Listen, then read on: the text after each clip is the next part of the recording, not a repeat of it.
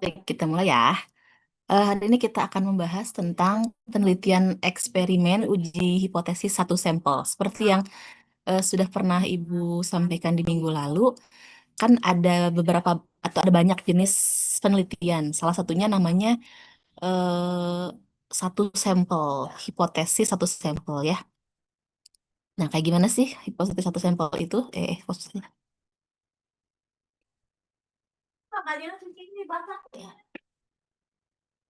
Nah, sebelum kita masuk ke yang tadi saya sampaikan, pertama teman-teman harus tahu dulu, ada yang namanya penelitian eksperimen. Apa sih penelitian eksperimen?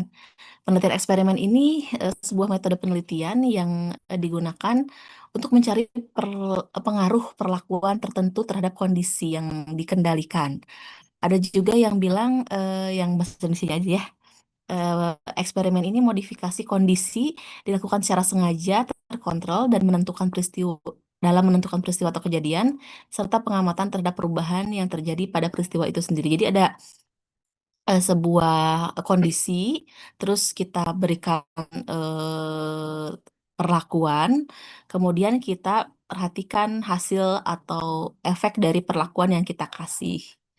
Misalkan kita di sekolah ya, karena kita pendidikan, jadi peristiwa atau perlakuannya itu kita lakukan di dalam kelas, di mana di dalam kelas kita melakukan sebuah pembelajaran, dan pembelajaran itu kita modifikasi. Modifikasi itu seperti apa ya? Menggunakan pendekatan tertentu, misalkan menggunakan desain pembelajaran tertentu, dan kemudian yang menjadi objeknya adalah siswa. Apakah bisa pelaku gitu?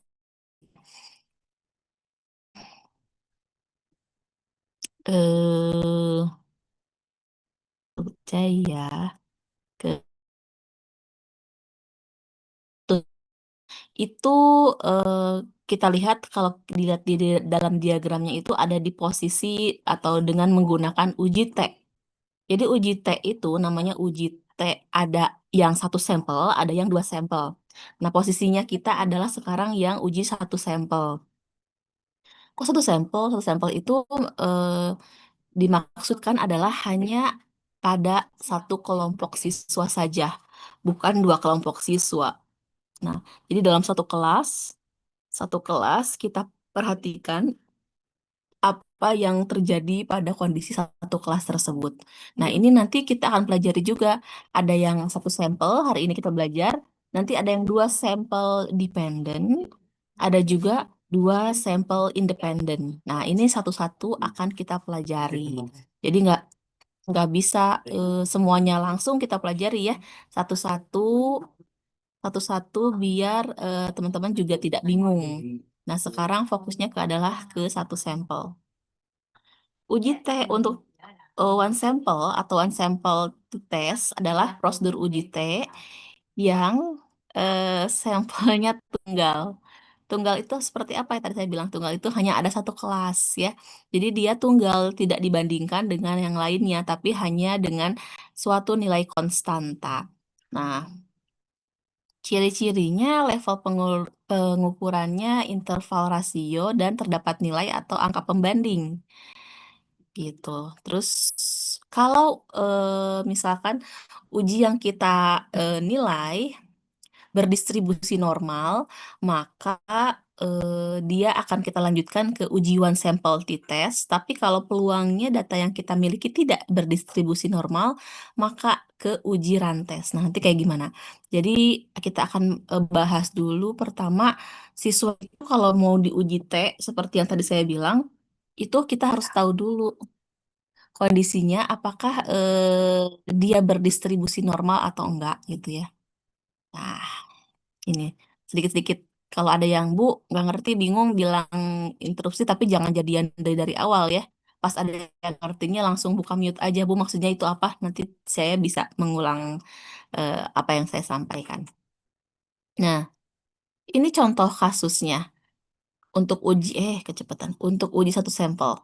Kalau kita mau tahu nih, apakah hasil belajar siswa sama dengan 75? Artinya kalau bahasa statistik itu kayak gitu ya, nggak nggak lumrah memang ya, tapi kita bisa memaknainya. ingin tahu nih, pertanyaan penelitian atau rumusan masalah yang kita miliki adalah apakah hasil belajar siswa kelas 75, berarti kalau nggak sama dengan 75 gimana? Lebih dari 75 tuh ya, bisa ya. Terus contoh kedua, apakah rata-rata hasil belajar siswa paling kecil 75? Hmm, atau apakah rata-rata hasil belajar siswa paling besar 75? Nah, ini contoh-contoh masalah uji sampel uji one sampel. Sebentar. Lebih kecil paling besar ya.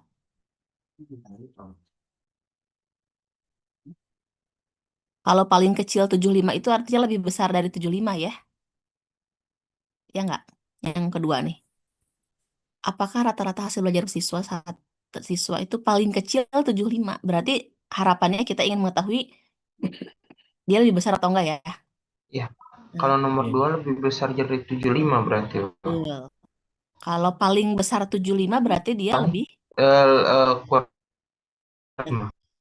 kebaca ya, kebayangnya jangan hati-hati. Jadi kalau baca rumusan masalah dalam statistik itu nggak gamblang. Kita harus kayak nelah dulu. Oke, nah sekarang kita punya jenis-jenis hipotesis ini yang harus teman-teman pahami dengan seksama. Sebentar.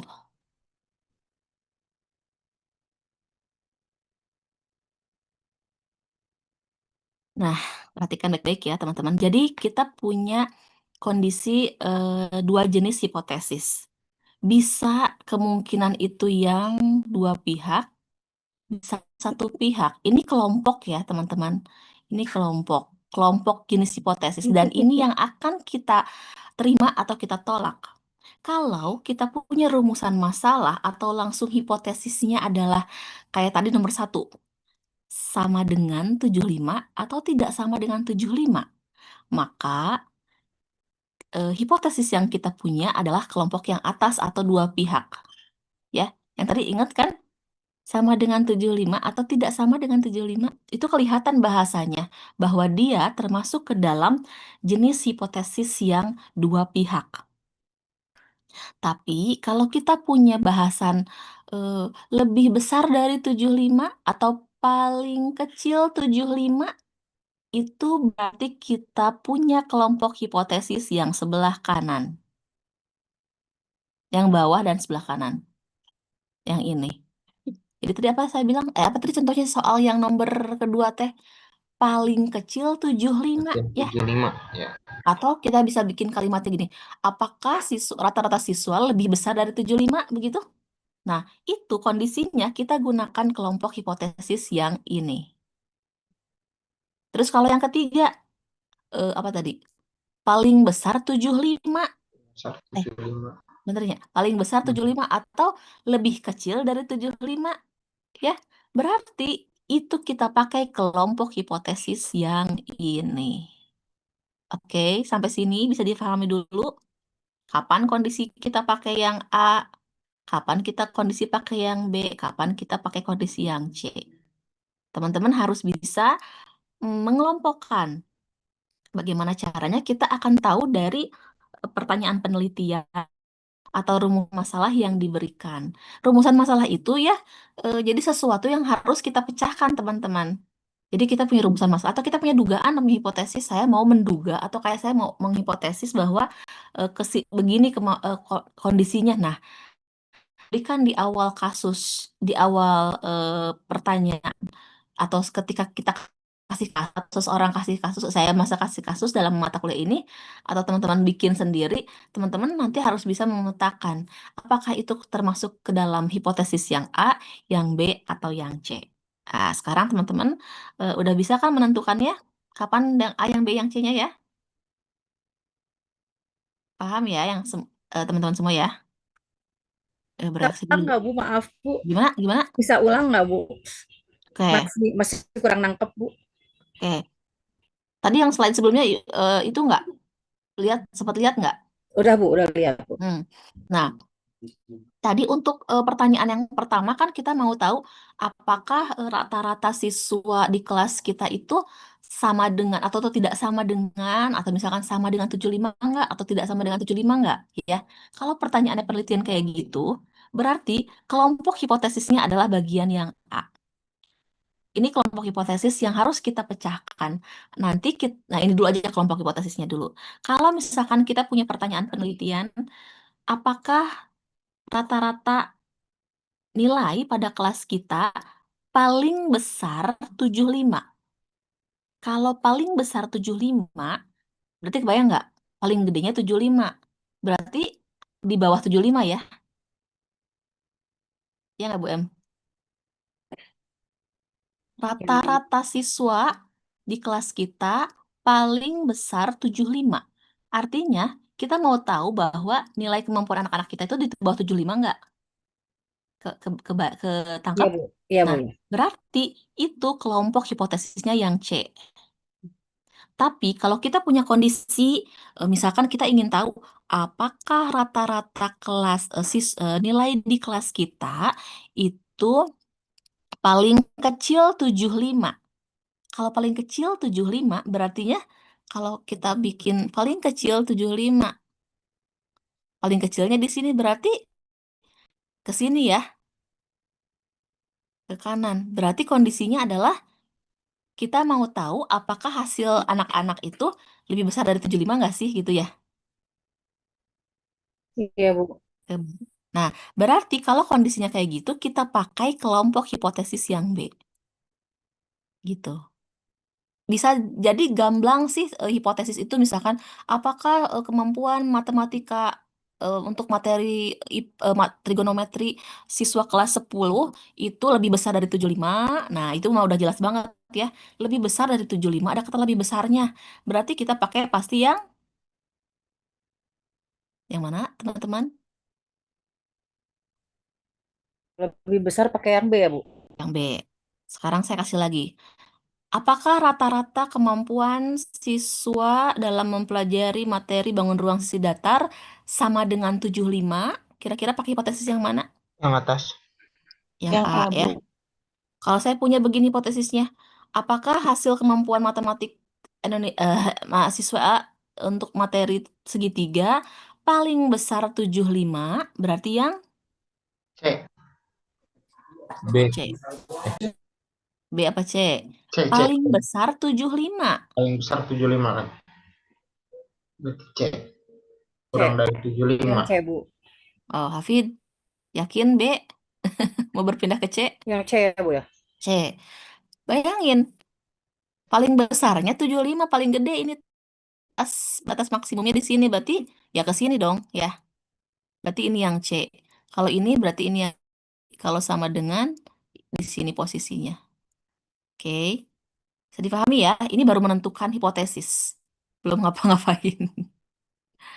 Oke, saya Cuman Bu, jadi kita bisa ngeliat hipotesis dua pihak atau satu pihaknya dari pernyataan tadi ya Bu. betul dari rumusan masalah yang diberikan atau bentuk hipotesis yang diberikan. Nanti kita lihat contoh soalnya ya. Sekarang yang penting bisa dulu nih, kapan ngambil dua pihak, kapan ngambil yang satu pihak. Ya, kita lanjut. Hmm, kita langsung sini aja. Jadi kondisinya, pertama kan kita tentu punya data tuh. Data itu berupa nilai siswa. Terus kita uji, yang pertama dilakukan adalah namanya uji normalitas. Uji normalitas, untuk apa uji normalitas dilakukan? Untuk mengetahui data yang kita miliki itu adalah normal atau tidak. Wah, ada nggak normal, bukan berarti gila ya datanya. Normal itu dia berada pada sekitaran kurva normal. Pernah dengar nggak waktu statistika dasar? Jadi kurva normal itu begini ya, begini. Nah, seperti gunung. Nanti kalau datanya berdistribusi normal itu berarti dia datanya di sekitaran kurva normal. Bayangkan kurva normal itu kayak gimana kalau kita bikin Kartesius begini. Ya dia ada yang rendah ada, yang sedangnya banyak, yang tingginya ada tapi nggak terlalu banyak, menyebar seperti itu. Nah, ini kurva normal, teman-teman. Jadi yang bagus itu ya nggak bisa ini ya. Yang bagus itu data yang memang normal. Tapi kalau nggak normal, nggak apa-apa.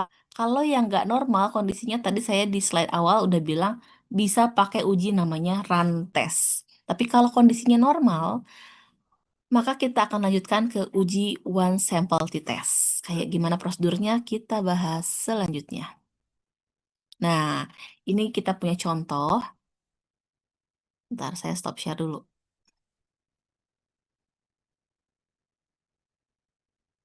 Nggak bisa. Kalau yang mau ikut sekarang berhitung menggunakan SPSS-nya, boleh, masih, boleh dibuka filenya. Ini saya kasih di chat Zoom.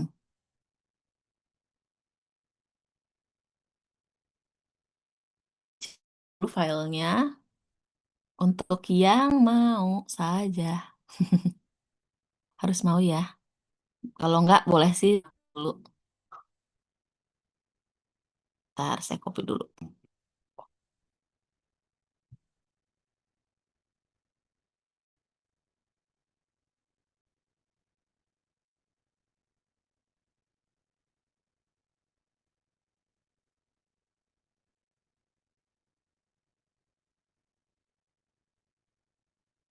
Oke, kita akan buka layar layar SPSS-nya. Sudah terbuka layar SPSS-nya yang dari teman-teman. Jangan dulu SPSS, maafin. Saya harus buka dulu soalnya yang tadi. Soalnya. Nah, kita lihat dulu teman-teman. Ini kondisinya. Kita punya eh, nilai rata-rata siswa, nilai rata-rata hasil belajar siswa. Ada dua. Jadi seorang peneliti membuat dugaan atau menyatakan bahwa nilai rata-rata hasil belajar siswa tidak sama dengan 75. Enggak, tidak sama dengan 75. Maknanya apa? Apakah hipotesis yang harus kita ambil?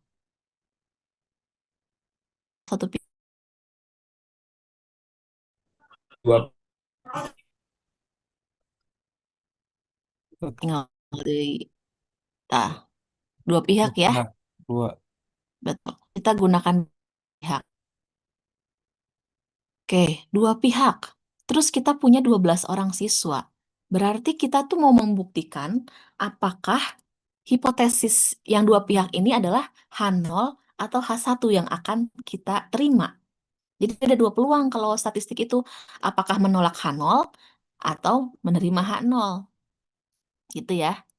Pasti di dalam soal itu akan dikasih tahu apakah dia bentuknya pertanyaan ataukah bentuknya hipotesis. Kalau ini namanya hipotesis Bapak Ibu ya, teman-teman. Nilai rata-rata belajar siswa tidak sama dengan 7. Itu tuh udah bentuk hipotesis. Kalau yang tadi kan, apakah nilai rata-rata? Kalau itu rumusan masalah atau pertanyaan penelitian. Nah, jadi bisa aja karena si hipotesis itu adalah eh, bentuk aktif dari bentuk pasif dari pertanyaan penelitian. Oke, saya close dulu. Saya pindah lagi ke SPSS. Sudah kelihatan layar SPSS saya?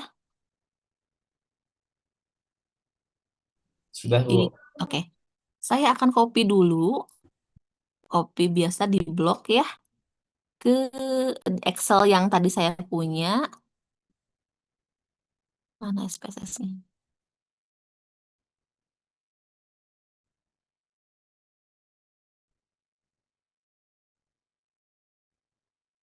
Bentar, ternyata SPSS ada 2.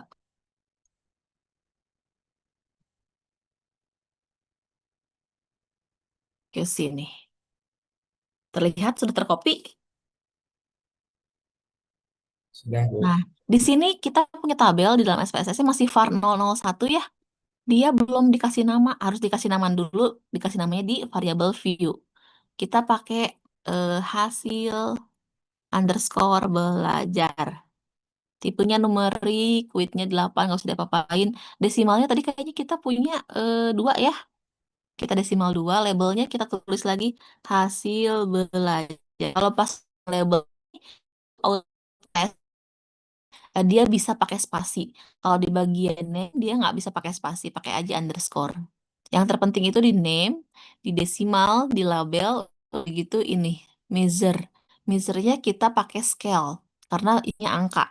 Kalau pakai label satu dua apa label coding untuk gender misalkan perempuan laki-laki atau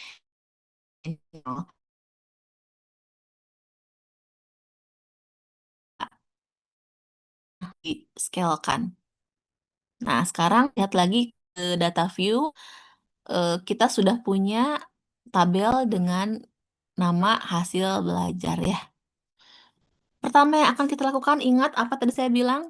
Kita harus menggunakan atau harus menguji yang namanya normalitas. Bagaimana ujinya? Kita klik analyze.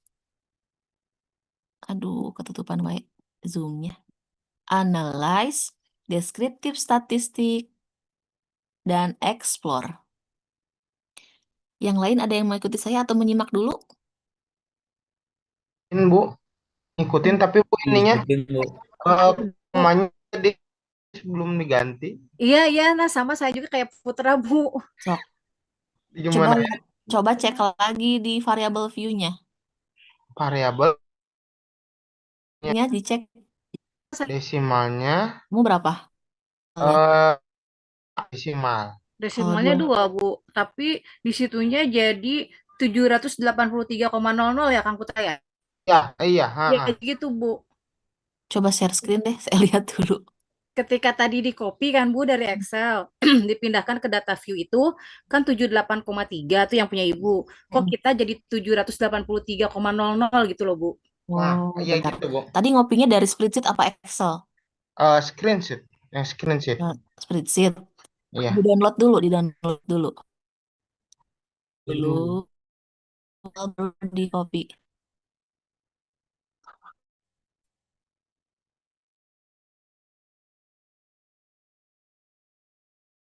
Coba di download langsung copy dari spreadsheet-nya.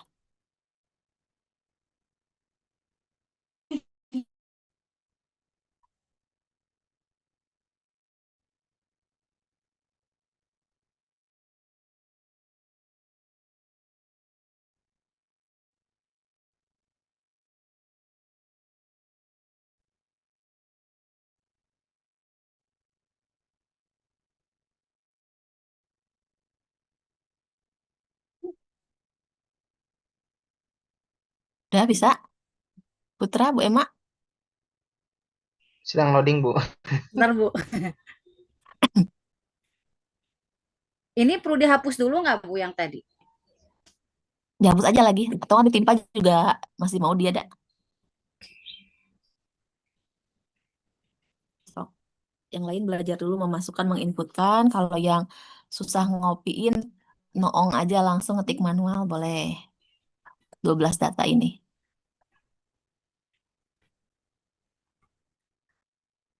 Masih, Bu?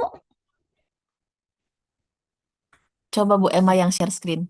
Ih, saya pakai 2 laptop, Bu. Jadi di sebelah, laptop di sebelah. Atau manual atau Bu Emma lebetkan hiji-hiji. Hiji-hiji gitu, Bu. Aduh. Karena nama atau enggak itu fungsi di laptop Bu Emma kayaknya. Kontrol A, koma, ganti mati titik. Coba. Kontrol A, terus kontrol F, replace, koma, to Maaf, Bu, itu di SPS-nya atau di di Excel-nya? Excel. Jika nanti al itu benten fungsi. Kang Putra kumaha tos? Ya, bawa ya. Dah, Chan dibuka, Chan dibuka.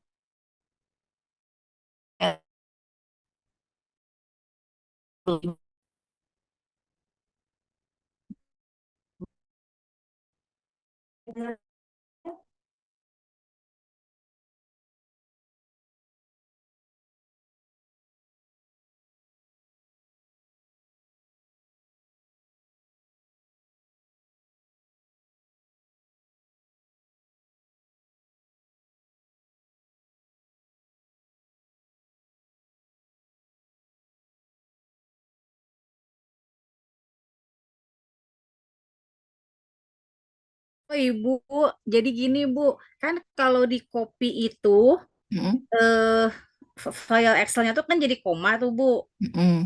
Nah si koma itu ganti jadi titik Bu Di mana? di Excelnya.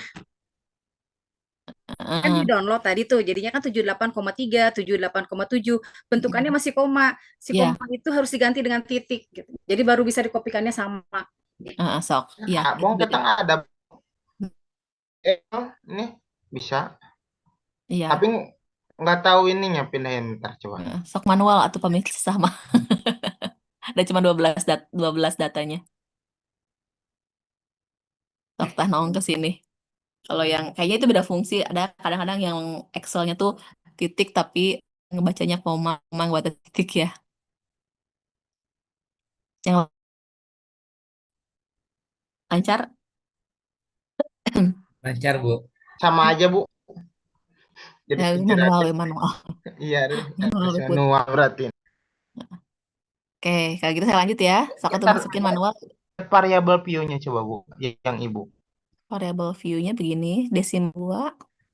Kolomnya 8, scale info, oh, dan hasil belajar. Oke Bu, terima kasih. Nah, kita lanjut ya.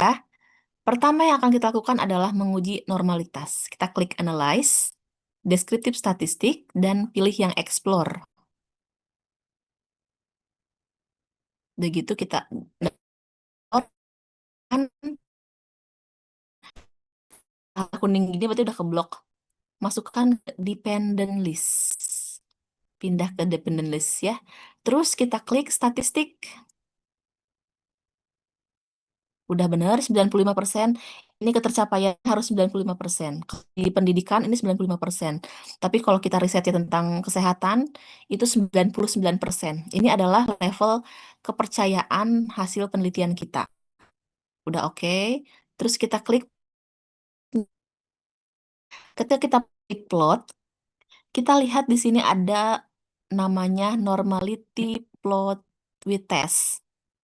Harus dalam keadaan terchecklist. Kenapa? Karena kita mau nguji normalitinya atau normalitasnya. Terus kita klik continue. Setelah itu kita klik OK.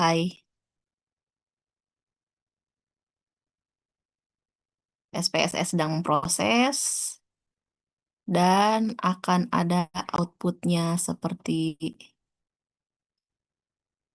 masih mikir. Ini. Mana. Nah, ini dia. Test of normality. Sama belum sampai sini? Sudah Bu. Sudah. Sama ya.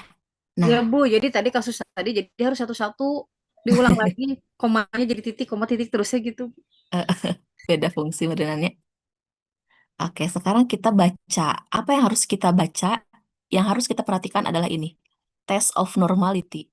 Karena kita mau nguji normalitas. Ini dalam tes normality ini ada kotak ya. Kotak atau tabel.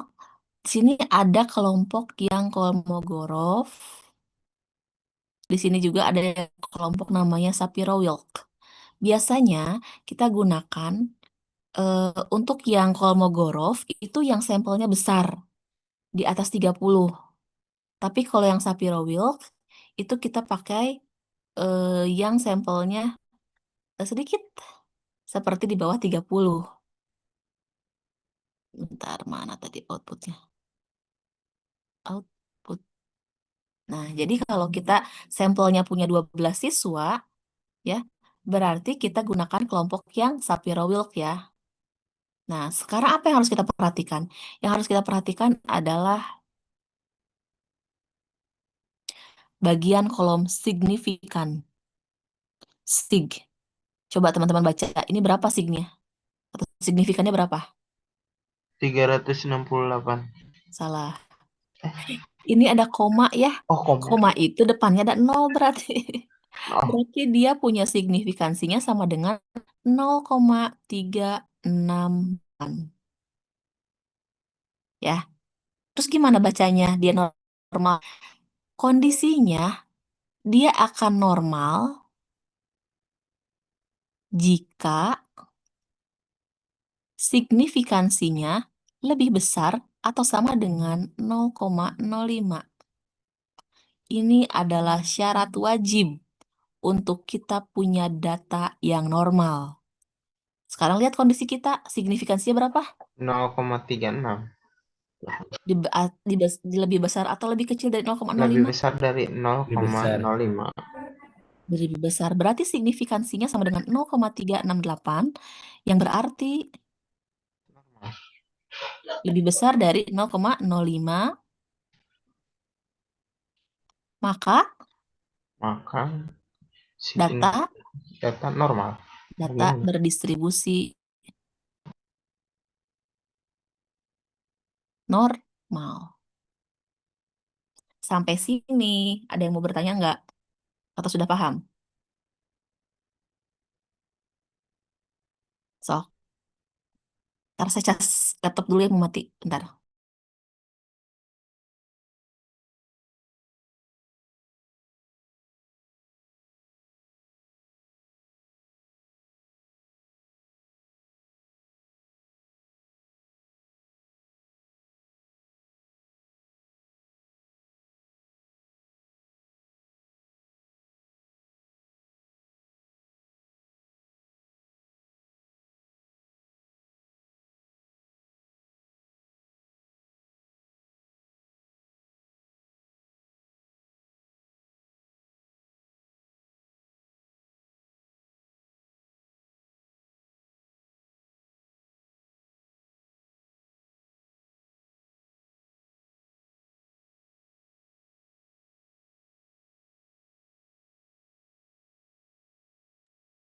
Ya, kita lanjut. Sampai sini untuk menguji normalitas sudah paham, teman-teman? Yang belum ngerti, interupsi, boleh. Dikit-dikit. Sekali lagi, syarat utama kita menguji itu adalah kita harus ngecek dia normal apa enggak. Karena akan menentukan uji lanjut. Jadi normalitas, sekali lagi, kita akan lihat di sini ada Kolmogorov. Kalau sampelnya di bawah 30, dia pakai Wilk. Di atas 30, pakai Kolmogorov. Sama. Fokusnya adalah nilai data akan normal atau kita akan menyimpulkan normal kalau data kita lebih besar dari 0,05. Tapi kalau lebih kecil dari 0,05 maka dia tidak normal. Karena data kita sebesar 0,368 maka dia lebih besar dari 0,05. Maka kita simpulkan bahwa data yang kita miliki itu distribusi. Sampai sini sudah paham. Tidak ada yang komplain-komplain. Nah, teman-teman kalau mau output SPSS ini ya, ini kita bisa copy nih, kita blok, kita copy, terus mau di copy di Word gitu ya, ini bisa. Misalkan saya buka file Word nih. Jadi kalau nanti lagi nguji lagi skripsian, terus saya mau copy hasil SPSS-nya, itu bisa banget. Jadi nggak usah bikin tabel ulang ya. Hasil yang tadi itu kita tinggal copy paste di sini. Nah, Ctrl C, Ctrl P, Ctrl V. Sama. Nggak perlu yang bawah-bawahnya ini ya hapusan weh. Nah, ini kan jadi sudah, kalau di skripsi-skripsi kan kayak gitu ya tulisannya. Nah, ini adalah hasil output dari SPSS-nya. Oke. Terus paham berarti ya, sampai sini mah. Saya akan lanjutkan. Nah, sekarang tadi kan kita udah punya tuh data kita normal. Kan lagi belajar kita itu one sample ya. Berarti fokusnya adalah one sample test. Selanjutnya karena data kita berdistribusi normal, maka akan kita lanjutkan ke namanya uji T. Uji T-nya adalah one sample test. Dari mana? Di mana kita mencarinya button itu? Kita pilih analyze, kita pilih compare means, kita pilih one sample test.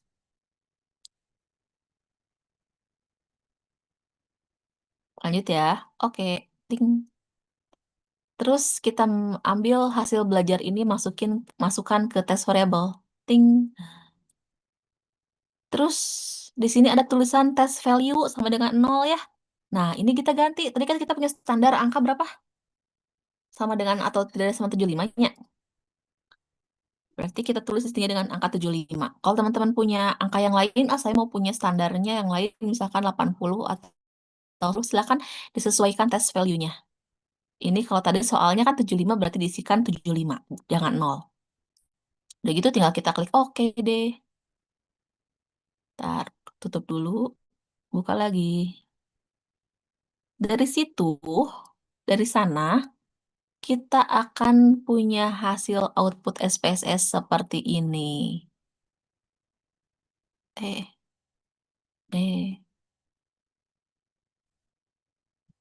ini ya, one sample t-test. Bagaimana Bu cara bacanya? Cara bacanya adalah pada kolom signifikan. Ini sudah benar one sample t-test. Udah benar datanya adalah si hasil belajar. Yang kita akan bahas adalah pada bagian sig to tail ini 0,011. Ya. Diapain Bu ini? Kita lihat. Tadi kita punya soal, teman-teman masih ingat soalnya apa? Masih ingat nggak? Apa tadi teh soalnya ingat nggak? Tidak sama dengan 75 apa itu? Nilainya teh tidak sama dengan 75, intinya begitu ya? Ya, intinya Nah, tidak sama dengan berarti intinya 75. kan itu ya. Nah, kita bikin begini teman-teman. Kita punya H0. Anggap itu mu-nya, nggak, soalnya nggak ada. mu1, mu, titik 2. Mu sama dengan 75. H1-nya mu tidak sama dengan 75. Begini kan ya, si dua pihak teh. Ya, betul. Nah, sekarang gimana? Ada yang namanya syarat lagi. Syaratnya, ini syaratnya jika signifikansi to tail lebih besar sama dengan 0,05, maka H0 diterima. Ini syarat wajib lagi. Ini syarat wajib yang harus kita jadikan patokan. Kita lihat di sini, berapa nilai signifikansinya? 0,01. Sama dengan 0,011. Bandingkan dengan 0,05. Lebih kecil atau lebih besar?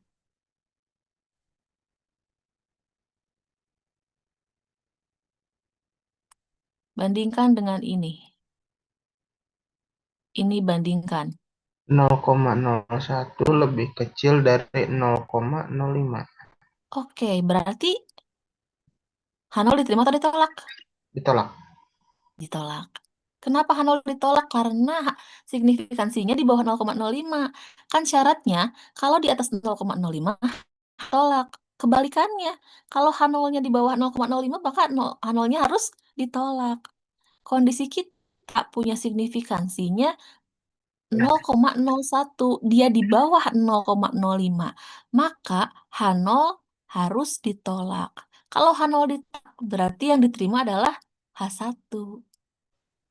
Kesimpulannya, nilai rata-rata tidak sama dengan 75. Gitu. Paham nggak? Oh, Ulang. jadi Bu, kalau misalnya di bawah 0,05, berarti diambilnya yang H1, yang Betul. eh, Gampangnya tidak gitu. sama dengan. Gampangnya gitu. Kalau di atas 0,5 atau maksimal 0,5, H0 yang diambilnya. Oke. Cuman patokan atau bahasa statistiknya mah begini.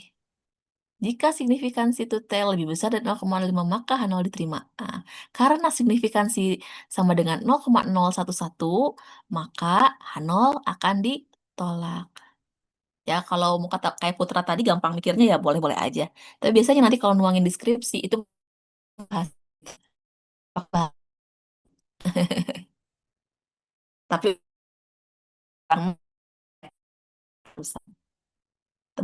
yang lain sudah bisa dipahami? Insya Allah bisa, Bu. Alhamdulillah. Nah, kondisinya lagi, bagaimana kalau kita punya yang hipotesisnya one tail misalnya. Misalkan dengan contoh yang sama nih ya. Dengan contoh yang sama, kita punya H0-nya teh mu lebih kecil dari 0,75-nya. H1-nya mu lebih besar sama dengan 75 misalnya ya. Berarti kan ini mah yang satu pihak ya, teman-teman ya. Ini bagaimana Bu kalau kondisinya begini? Teman-teman kalau mendapatkan kondisi atau kita pengen atau pertanyaan penelitiannya adalah yang satu pihak, yang ini ya, yang ini, maka alurnya persis sama teman-teman. Normalitas dulu, kalau udah normal langsung ke uji one sample test. Perbedaannya adalah bagian ini. Bagian kita ambil keputusan. Ambil keputusannya perbedaannya hanya begini. Jika sig to tail per 2 lebih besar dari 0,05, maka H0 diterima. Gampang ya. Bedanya di situ nanti di bagian nilai signifikansinya ini per 2. Kenapa? Kan satu pihak. Kalau two tail mah artinya dua pihak. Kalau one tail satu pihak tinggal dibagi 2 nilai signifikansinya. Bu, kenapa nggak ada yang one tail aja di SPSS-nya? SPSS tidak menyediakan itu, teman-teman. Jadi kita yang harus hidang untuk membagi 2 nilai signifikansinya. Itu. Jadi kalau yang ini kasusnya misalkan kita punya yang one tail, berarti 0,011 per 2. Berapa hasilnya? 0,005. Berarti bandingkan dengan 0,05, lebih kecil juga ya? Lebih kecil. Lebih kecil. Jadi kalau misalkan kasus yang sama, dia nolak H0 juga ya. Nolak H0 artinya H1 yang diterima. Boleh silahkan diresapi dulu. Kalau bingungnya di mana, boleh ditanyakan.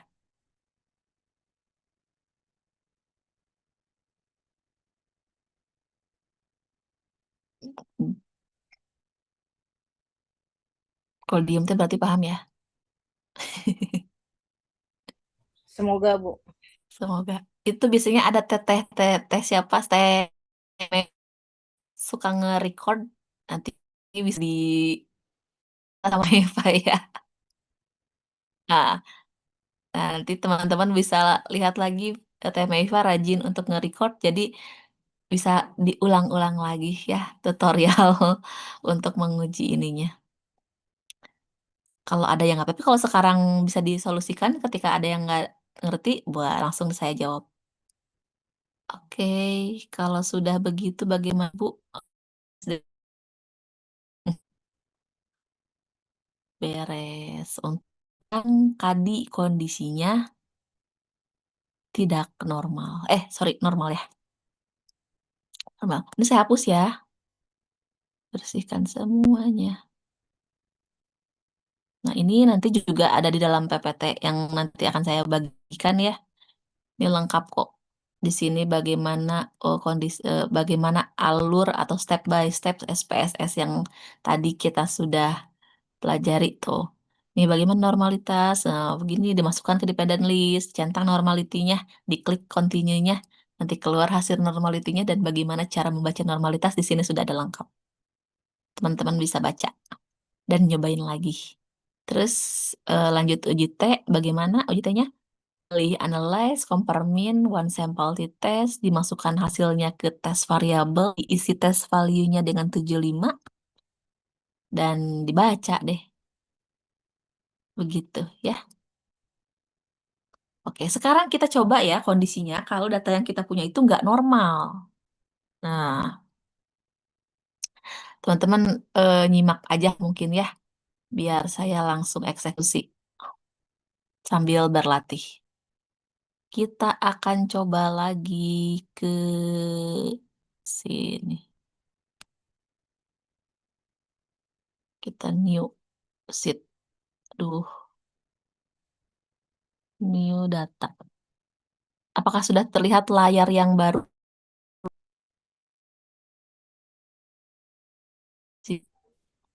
Ada nggak atau masih yang ada datanya?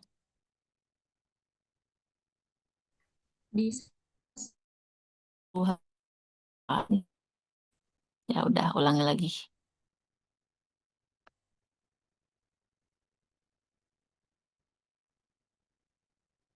Ih, nggak mau di copy datanya lagi.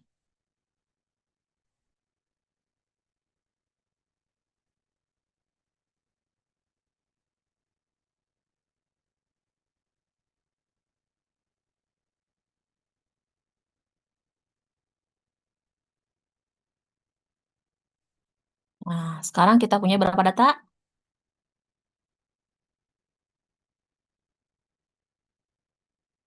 Berapa yang kelihatan? Nggak ada. Berapa? Nggak ada datanya. Nah, nggak ada datanya. Ya di share ini nggak ada. Oh, jadi nanti. Oke lah, jadi nanti. Yang sekarang?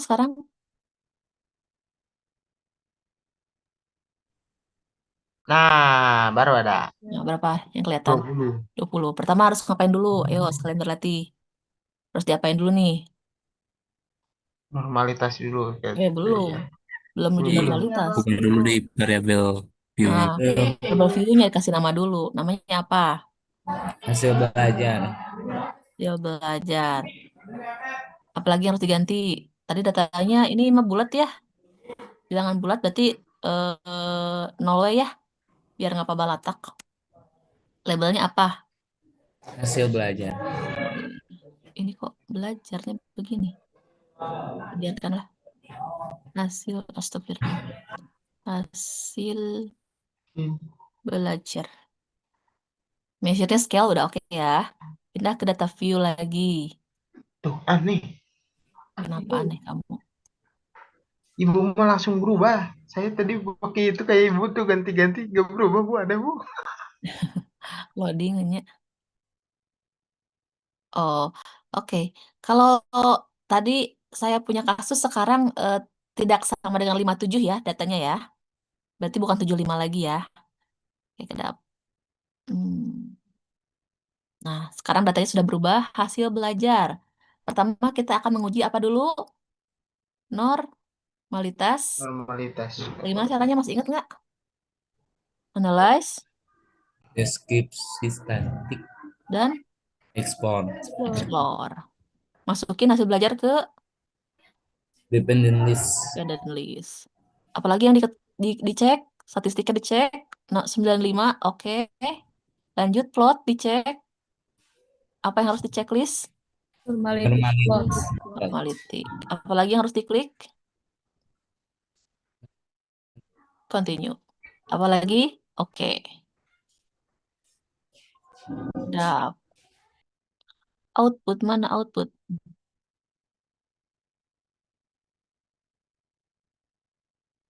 Nah, kita lihat di tabel test of normality. Bagian mana yang harus kita perhatikan?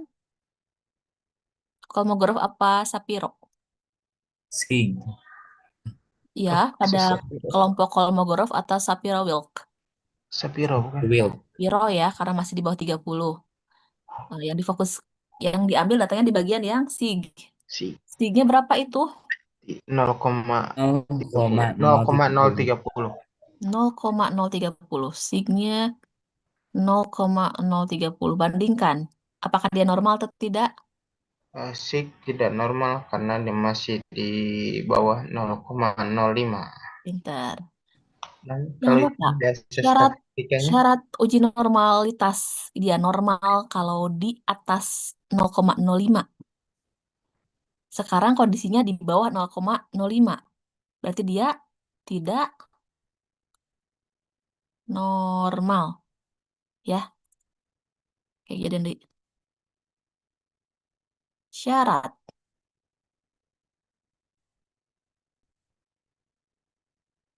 normal jika signifikansi di atas 0,05.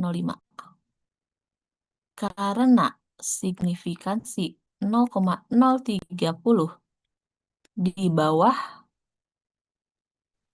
0,05, maka data tidak berdistribusi Normal. normal. Oke, sampai sini paham ya? Kita Berarti harus gini, Bu, kenapa? tulisannya. Nah, Tulisannya tulisannya. seperti ini. Benar, harus gini juga. Karena ini kan bahasa formalnya begini untuk Oh, kita bahasa formalnya. membuktikan atau menyampaikan.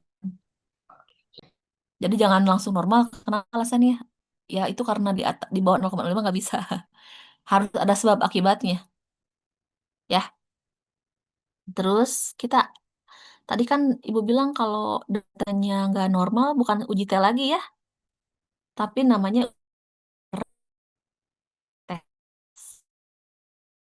Artinya tuh ya sekali satu jenis data aja kita bisa punya dua kemungkinan. Analyze non-static one sample. Ting. Sorry. Keliru saya. Kok beku ya? Kayak kedap. Nah, tadi itu beku ininya.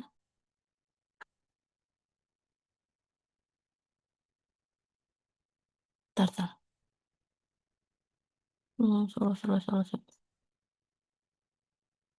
Mana out in.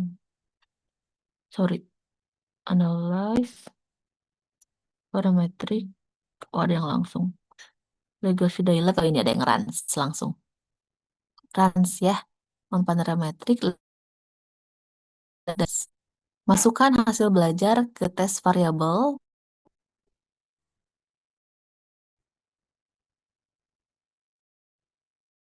Kita cek. Nah, ini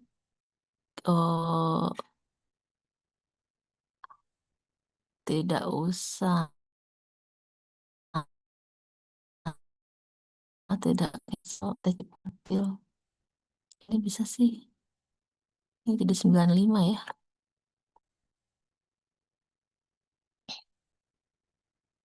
Terus kita tadi punya soal 5, saya lupa 57 apa berapa ya? 57. Median dan custom.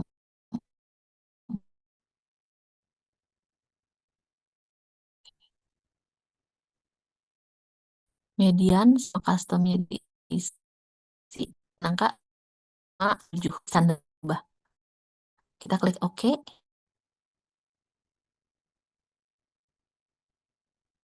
Dan routing. Nah, run test. Nah, ini run test.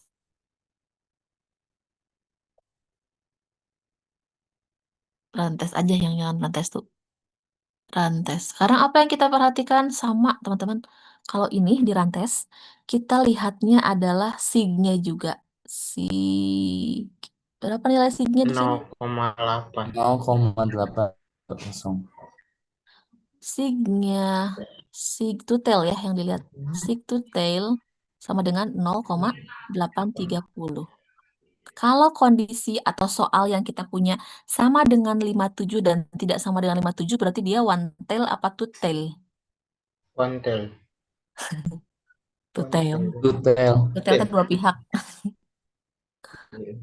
Two tail, dua ekor, dua pihak. Sama atau tidak sama? Itu mah Two tail. two tail. Berarti kita punya nilai hipotesisnya H0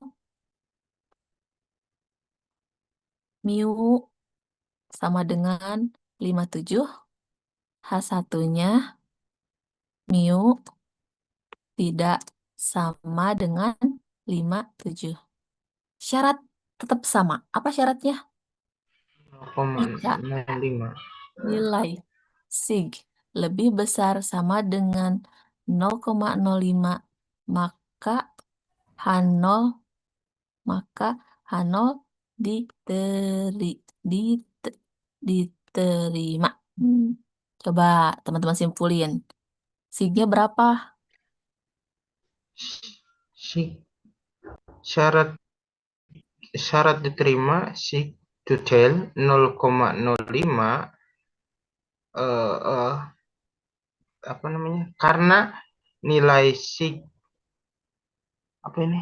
0 detail 0,830, maka nilai H0 diterima. Pintar. Berarti apa nilai H0 diterima teh? Mu-nya sama dengan H0 57. Ya. Jadi bagaimana hasil kesimpulannya? Karena nilai signifikansi kita 0,830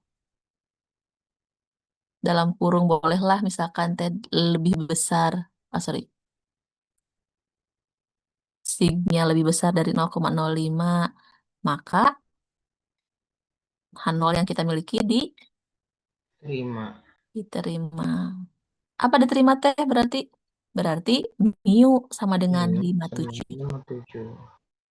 Ini kalau sekali lagi kondisinya kita punya kasus yang two-tail atau kita punya bentuk hipotesisnya yang begini. Nah, gimana kalau yang mau tahu lebih besar atau lebih kecil? Atau apakah si nilai rata-rata anak-anak itu lebih besar dari 57? Enggak. Berarti kita punya bentuk hipotesis yang berbeda ya. Ya, dibagi Kita dua. coba lagi. Dibagi dua, pintar. H0-nya berarti mu sama dengan 57. Satu lagi, H1-nya H1-nya mu lebih besar Besar 57. 57. Syaratnya sama. Berarti bagaimana nilainya? Nah, kesimpulannya adalah karena signifikansi 0,830 dibagi 2, tetapi yang lebih gede ya, atau sama dengan 0,415, signya lebih dari 0,05, maka H0 tetap diterima ya? Tetap diterima. H0 diterima. Kesimpulannya apa? Berarti sama ini. H0 Mu lebih sama dengan 57. Berarti ini ditolak yang H1-nya. Ya, sampai sini ada yang mau ditanyakan? Sudah paham?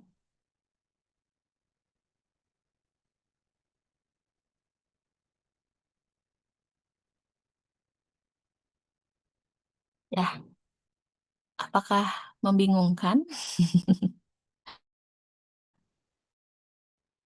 Harus pelan-pelan saya juga bilang. Tapi bisa.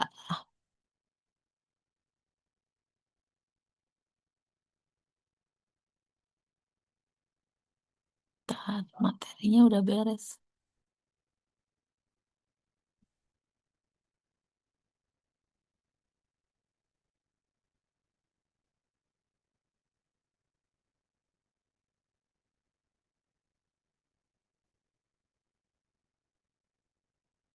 Ya. Ada yang mau bertanya dulu? Atau sudah bisa diikuti semuanya? Nah, saya kasih bahan bacaan teman-teman di chat Zoom ya. Nanti saya coba buka itunya, apa namanya?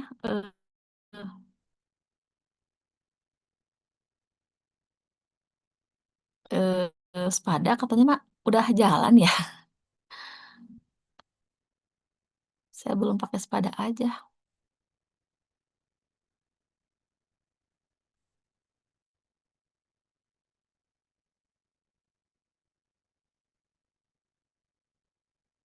Nih, materinya saya kirim di chat Zoom.